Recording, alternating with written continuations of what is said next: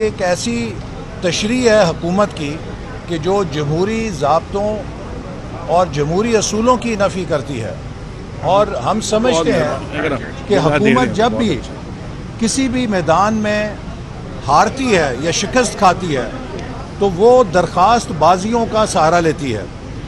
آپ نے دیکھا کہ الیکشن کمیشن میں فورن فنڈنگ کیس میں 7 سال یہ عدالتی درخواست بازی سے اپنا انجام بچانے کی کوشش کرتے رہے، اور اب بالآخر ثابت ہو گیا ہے کہ عمران نیازی نے کروڑوں روپے کی فورن فنڈنگ میں خرد بوٹ کی ہے۔ مجھے بتائیں کہ جو شخص صادق اور امین بن کے قوم کو دیانتداری کے لیکچر دیتا ہے، اس کی کروڑوں روپے کی کرپشن اور چوری پکڑی جا چکی ہے۔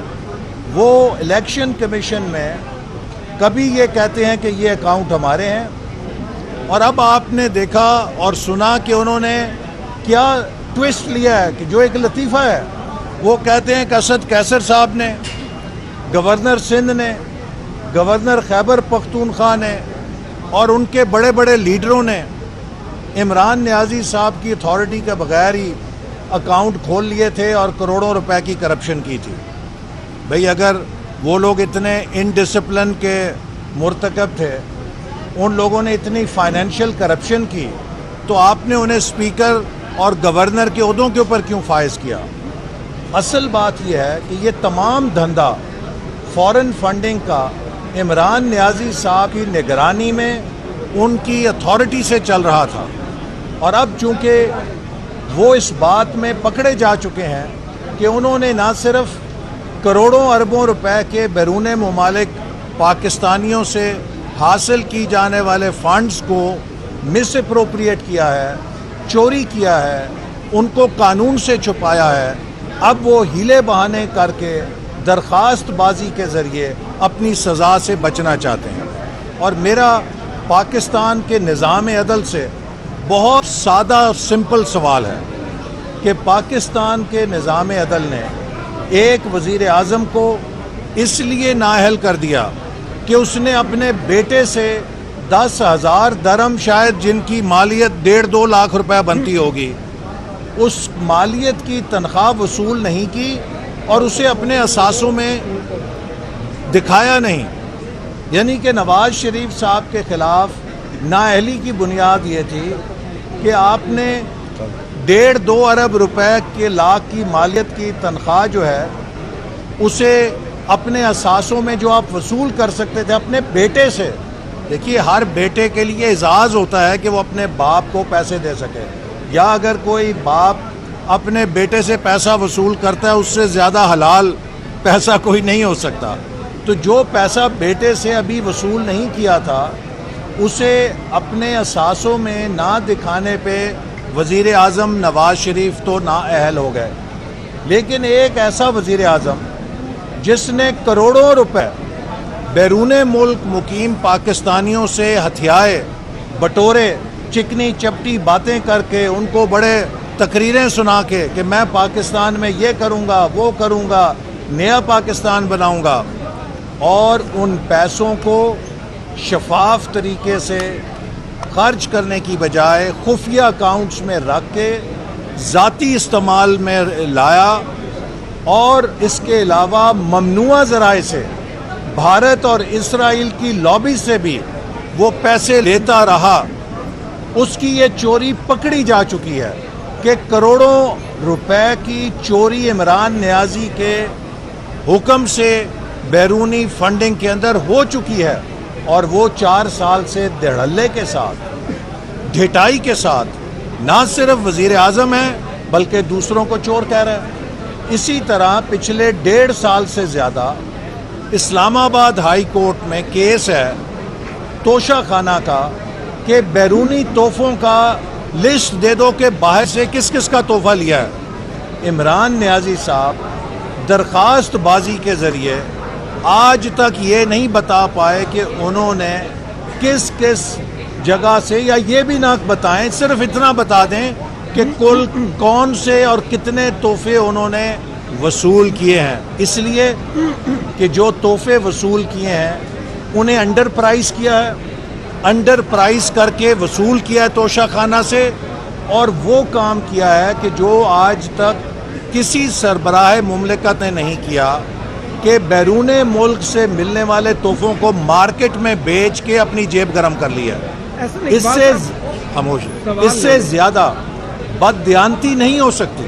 اور اب جبکہ ان کے اپنی پارٹی کے اندر اراکین ان کی پالیسیز پہ تنقید کر رہے ہیں، تو وہ ضمیر فروشی کے خلاف چیمپئن بن گئے ہیں۔ میں عمران نیازی صاحب سے پوچھنا چاہتا ہوں، ابھی 2 ہفتے پہلے لاہور میں آپ مسلم لیگ نون کے منحرف ایم پی ایز کے ساتھ مل کر آئے، ان کے اوپر اپنی چھتری رکھی، ان کو آپ نے فنڈز دیے اور انہیں کہا کہ آپ بالکل اپنے ضمیر کے مطابق درست کھڑے ہیں۔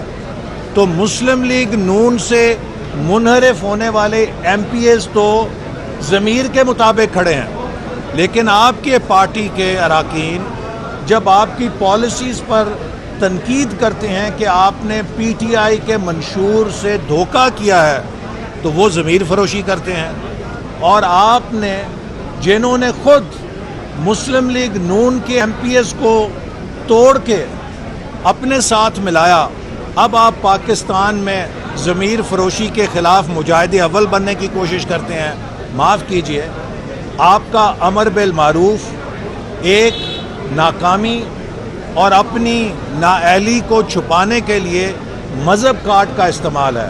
امر بالمعروف یہ نہیں کہتا کہ غریب کو مہنگائی سے مار دو، امر بالمعروف یہ نہیں کہتا کہ غریب کو بجلی اور گیس کے بلوں سے مار دو، امر بالمعروف یہ نہیں کہتا کہ ملک کے اندر رشوت کی بازار گرم کر دو، امر بالمعروف یہ نہیں کہتا کہ ملک میں انتظامی انارکی پیدا کر دو، امر بالمعروف یہ نہیں کہتا کہ کشمیر کو سرنڈر کر دو اور مودی کو دے دو، امر بالمعروف یہ بھی نہیں کہتا کہ بھارت کی خارجہ پالیسیوں کے قصیدے پڑھو، امر بالمعروف یہ بھی نہیں کہتا کہ پاکستان کو دنیا میں قرضوں کے لحاظ سے ایک مذاق بنا دو اور ملک کے اوپر قرضوں کا اتنا بوجھ چڑھا دو کہ جتنا کبھی تاریخ میں نہیں رہا ہو، امر بالمعروف یہ بھی نہیں کہتا کہ نوجوانوں کو بے روزگاری میں دھکیل دو، امر بالمعروف یہ بھی نہیں کہتا کہ کسان کو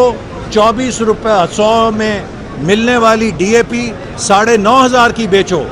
اس ملک میں جو مہنگائی برپا کی ہے ڈی ویلیویشن کی وجہ سے، آپ نے جو روپے کو لڑکایا اپنی نااہلی کی وجہ سے، پاکستان میں بدترین مہنگائی پیدا کی، انتظامی ڈھانچے تباہ کر دیے، پنجاب کو تباہ کر دیا ایک نااہل حکومت دے کے۔ کیا یہ امر بالمعروف تھا کہ عثمان بزدار کو وزیر اعلیٰ بناؤ؟ کیا یہ امر بالمعروف تھا کہ ایک سے بڑا ایک مافیا کا نمائندہ اپنی کابینہ کے اندر لے کر آؤ؟ کیا یہ امر بالمعروف تھا کہ 50-55 روپے کلو چینی جو تھی اس کو 160 روپے پہ بیچو؟ کیا امر بالمعروف یہ تھا کہ 38 روپے کلو جو آٹا بکتا تھا اسے 80 روپے کلو بیچو؟ کیا امر بالمعروف یہ تھا کہ وہ گھی جو 150 روپے کلو ملتا تھا اسے 500 روپے کلو بیچو؟ بات یہ ہے کہ قوم بے وقوف نہیں ہے۔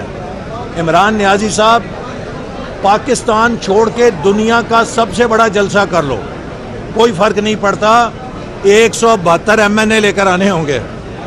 بات 172 ایم این ایز کی ہے جو اب آپ کے پاس نہیں ہے، آپ اکثریت کھو چکے ہیں، اور آپ اگر استعفیٰ نہیں دیں گے، ہمیں بڑی خوشی ہے کہ آپ پاکستان کے پہلے وزیر اعظم ہوں گے جو ڈسمس ہوگا، جو تحریک عدم اعتماد کے ذریعے اس عہدے سے ہٹایا جائے گا۔ آپ کے جو کارنامے ہیں ان کے نتیجے میں آپ کو ڈسمس ہونا چاہیے۔ آپ کہتے ہیں میں اصولوں کی جنگ لڑ رہا ہوں، کون سے اصولوں کی جنگ لڑ رہے ہیں؟ ذرا ہمیں بتائیں کہ وہ کون سے اصول ہیں؟ جتنے یو ٹرن آپ نے لیے ہیں پاکستان کی تاریخ میں نہیں، دنیا کی تاریخ میں کوئی ایسا سربراہ نہیں ہے جس نے اتنے یو ٹرن لیے ہوں، اور پھر آپ کہتے ہیں کہ یو ٹرن لینا لیڈر کی کامیابی ہے۔ جی بتائیے۔ یہ فلور کراسنگ اور ہارس ٹریڈنگ کے خلاف آپ بھی ہیں، پیپلز پارٹی بھی ہے، اور اب پی ٹی آئی بھی آئی ہوئی ہے۔ تو کیوں نہ ایک دفعہ اس معاملے کو ختم کر دیا جائے؟ آپ کیوں نہیں گورنمنٹ کی اس میں سپورٹ کر رہے سر ہیں؟ اسی کے ساتھ ایک اور سوال ایڈ کر لیں. آج عدالت نے بھی یہ سوال اٹھایا ہے کہ پارلیمانی معاملہ ہے، بار بار عدالت میں کیوں لایا جاتا ہے؟ تو آپ لوگوں نے بھی ہمارا بھی یہی موقف ہے کہ یہ معاملہ پارلیمانی ہے اور یہ عمران خان اور اپوزیشن کے درمیان ایک سیاسی جھگڑا ہے. عمران خان اس سیاسی جھگڑے میں سپریم کورٹ کو فریق بنانا چاہتے ہیں اور ہم بڑے ادب سے یہ محسوس کرتے ہیں کہ سپریم کورٹ کو اس مسئلے میں عمران نیازی صاحب متنازع بنانا چاہتے ہیں اور ہم نہیں چاہتے کہ پاکستان کی جو سب سے بڑی عدالت ہے اسے اس جھگڑے میں اپوزیشن اور عمران نیازی کے اس تنازع میں کسی بھی طریقے سے گھسیٹا جانا چاہیے. آئین اور قانون بہت واضح ہے. آج اٹارنی جنرل صاحب نے خود اس بات کو کنسیڈ کیا ہے کہ ممبر قومی اسمبلی اپنی مرضی سے آزادانہ ووٹ دے سکتا ہے ماں سوائے 4 چیزوں کے جس پر قدغن لگائی گئی ہے، اور وہ قدغن یہی ہے کہ اگر وہ حکومت کے خلاف ووٹ دیتا ہے تو وہ اپنی سیٹ چھوڑ کے دوبارہ الیکشن لڑے گا. یہ کہنا کہ وہ تاحیات نااہل ہو جائے گا یہ خام خیالی ہے.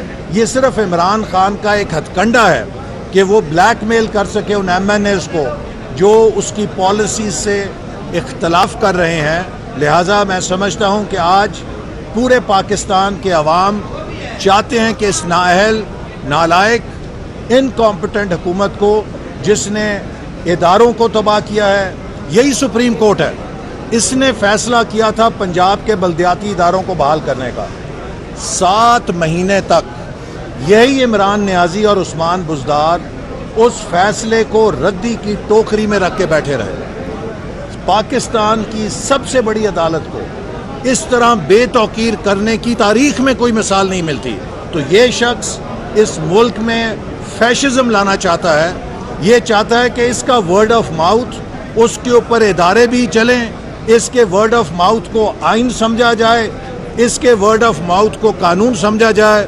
سوری عمران خان، پاکستان کا آئین پی ٹی آئی کا منشور یا دستور نہیں ہے، یہ 22 کروڑ عوام کا آئین ہے پاکستان. اقبال صاحب یہ بتائیں کہ کیا کچھ ججوں کے ریمارکس پارلیمنٹ میں عدم اعتماد کی جو ووٹنگ کا عمل ہے اس پہ اثر انداز ہو سکتے ہیں؟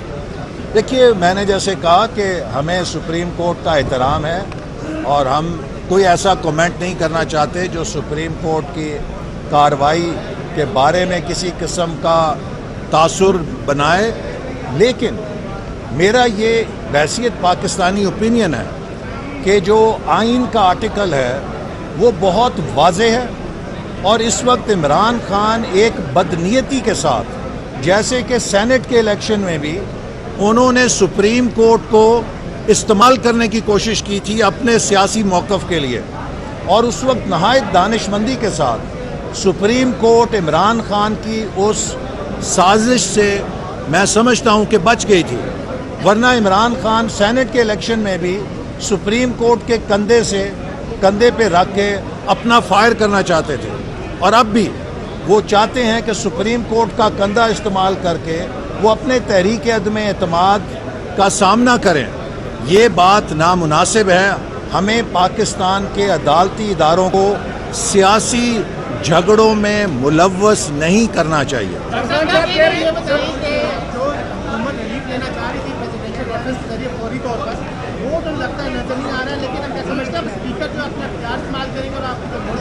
دیکھیے، خان صاحب کہہ رہے ہیں کہ میں نو کانفیڈنس کے دن میں ایک سرپرائز دوں گا اپوزیشن کو، تو کیا ہو سکتا ہے اس کے بعد؟ دیکھیے، اسپیکر جو ہیں وہ ٹمبکٹو ریپبلک کے قومی اسمبلی کے اسپیکر نہیں ہیں. وہ ایک نیوکلیئر پاور کنٹری کے جس کا اپنا آئین ہے اس کے اسپیکر ہیں. قومی اسمبلی اسپیکر کی ذاتی جاگیر نہیں ہے کہ میری مرضی میں بلاؤں یا نہ بلاؤں، میری مرضی میں جتنے دیر کے لیے ایڈجرن کر دوں. Mr speaker, you are bound by the constitution of Pakistan and by the rules of business of national assembly, rules of procedure of national assembly. تو لہٰذا آپ کا فرض ہے کہ اپنی ذمہ داری کو آئین اور ضابطے کے مطابق ادا کریں. یہ وہی حکومت ہے جو کہتی تھی 24 گھنٹے میں ہم اجلاس بلائیں گے. ہم کل سے پہلے آج اجلاس بلائیں گے. آج یہ عدم اعتماد کی تحریک پہ ووٹنگ سے بھاگ رہے ہیں. ہم انہیں کہتے ہیں کہ اتنے پہلوان ہو تو بلاؤ اسمبلی کا اجلاس. اب 25 کو بلایا ہے, اس کے 3 دنوں کے اندر اس پہ ووٹنگ کرا لو. اگر آپ اتنے پورے اعتماد ہیں تو 3 دنوں میں ووٹنگ کرائیں تاکہ دودھ کا دودھ اور پانی کا پانی ہو جائے گا. اس کی ٹرنی قائم ہوگی چونکہ اس کے خلاف اس کی جماعت سے کوئی ووٹ نہیں دے سکتا. یہ ایک ایسی تشریح ہے حکومت کی کہ جو جمہوری ضابطوں اور جمہوری اصولوں کی نفی کرتی ہے. اور ہم سمجھتے ہیں کہ حکومت جب بھی کسی بھی میدان میں ہارتی ہے یا شکست کھاتی ہے تو وہ درخواست بازیوں کا سہارا لیتی ہے. آپ نے دیکھا کہ الیکشن کمیشن میں فورن فنڈنگ کیس میں 7 سال یہ عدالتی درخواست بازی سے اپنا انجام بچانے کی کوشش کرتے رہے, اور اب بالآخر ثابت ہو گیا ہے کہ عمران نیازی نے کروڑوں روپے کی فورن فنڈنگ میں خرد بورد کی ہے. مجھے بتائیں کہ جو شخص صادق اور امین بن کے قوم کو دیانتداری کے لیکچر دیتا ہے, اس کی کروڑوں روپے کی کرپشن اور چوری پکڑی جا چکی ہے. وہ الیکشن کمیشن میں کبھی یہ کہتے ہیں کہ یہ اکاؤنٹ ہمارے ہیں, اور اب آپ نے دیکھا اور سنا کہ انہوں نے کیا ٹویسٹ لیا ہے کہ جو ایک لطیفہ ہے. وہ کہتے ہیں کہ اسد کیسر صاحب نے, گورنر سندھ نے, گورنر خیبر پختونخوا نے اور ان کے بڑے بڑے لیڈروں نے عمران نیازی صاحب کی اتھارٹی کے بغیر ہی اکاؤنٹ کھول لیے تھے اور کروڑوں روپے کی کرپشن کی تھی.